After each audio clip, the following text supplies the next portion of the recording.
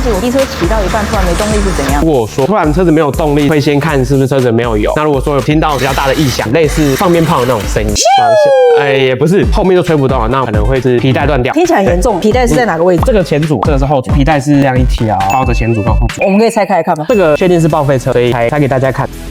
皮带也快断了，基本上有皲裂，我们都会建议做更换。那我骑到一半皮带断掉，拔不起来的话，我可以怎么做？就不要硬发动，感觉出来吗？一般人其实感觉得出来，会空转，声音会很大声。如果说皮带没有断得很碎，没有集中在某一个地方的话，还是可以发，但是它会有那种滴滴咚咚的声音，也有可能在这个时候断掉的残物会在这边甩来甩去，影响到我们去走会受伤，可能就要拆引擎做修复。看起来是不要自己轻举妄动，还是会建议大家请车行做道路救援，因为这个其实都是有危险性的。我是丹阿姐，大家还有什么疑难杂症吗？帮我们下面留言。